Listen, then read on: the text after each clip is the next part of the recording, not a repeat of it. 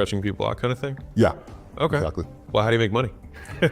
Our offer, so basically on the front end, we offer a free consultation. So then when the patient comes in, our packages can range from $2,400 to $3,600 over a 60 to 90 day period. We're primarily a reoccurring revenue model.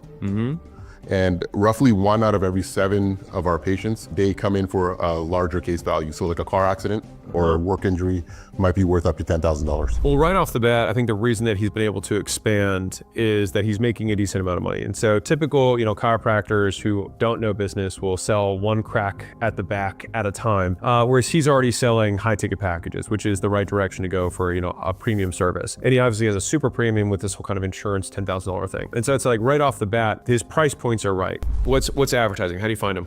For paid advertising, the number one is Facebook ads. So we spend about $1,000 per location on that.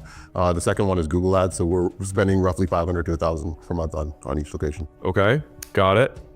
So what's sales velocity? How many do you sell per month? On average, we're getting about 35 leads per month. Okay. And out of the 35, we have 28 that show.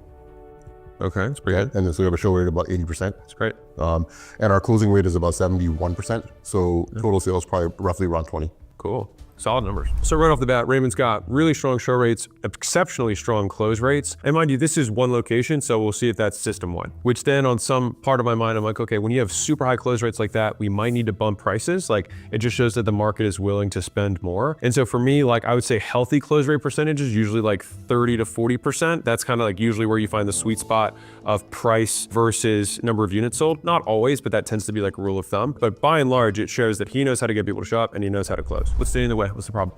If I were to prioritize my constraints, what I think they are, number one, I would say is probably lead flow. I think that we could do better in that department.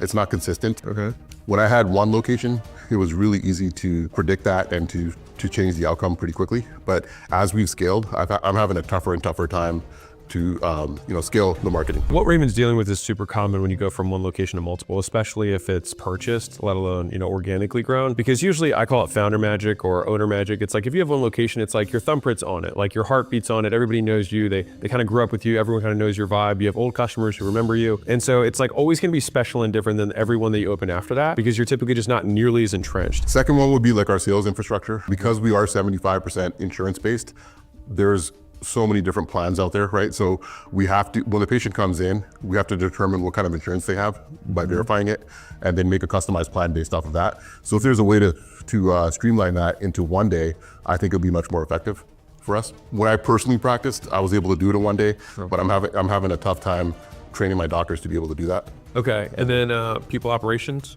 People